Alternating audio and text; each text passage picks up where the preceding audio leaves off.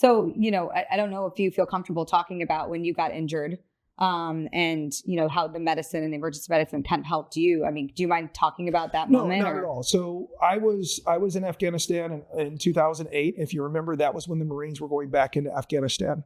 And I was in an area of Afghanistan called Nowzad, which was where some of the most fierce fighting there in Sangin was where I was stationed that 11-month deployment. And we had sustained significant casualties. And so I had moved farther and farther forward.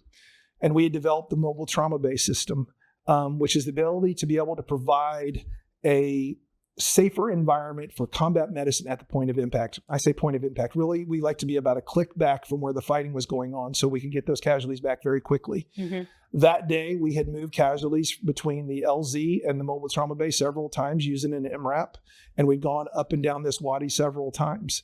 And unfortunately, we got hit with big IED. And so it caused, I had significant injuries. There were a lot of significant injuries. Couldn't help myself, but I will tell you that I had the best corpsmen in the world. These are at this time it was just men, but these men are heroic in what their efforts were, and they saved a lot of lives on the battlefield. Yeah, including mine. And you did that for many people as well, which is you have a lot of achievements. I mean, we listed some of them, a very small list of those at the beginning, but out of all of those, is there defining moments in your career or a couple that you can talk about? Well, when you spend 40 years in the military and you have all of these things, people always ask me, what's my defining moment? I will tell you that I have to bring it back to the military family.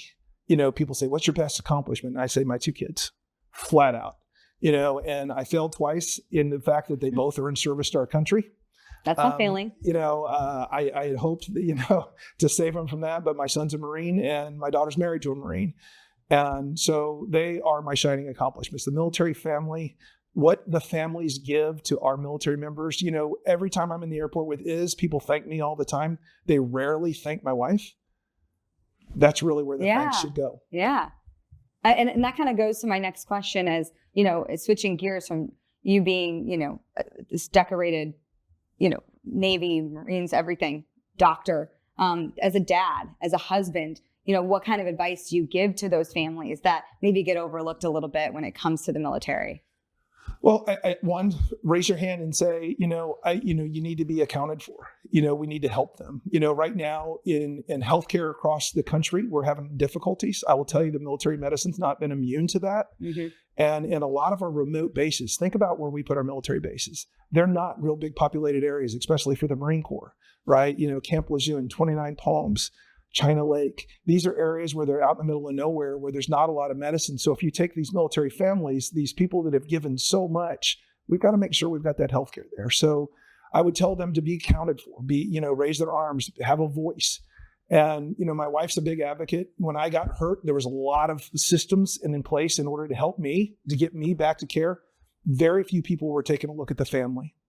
How do they do that? I will tell you that for me, the first time I thought I'd hidden all of my PTSD issues from my daughter and my son. And for my first wake-up call was when my daughter wrote her first English paper in college.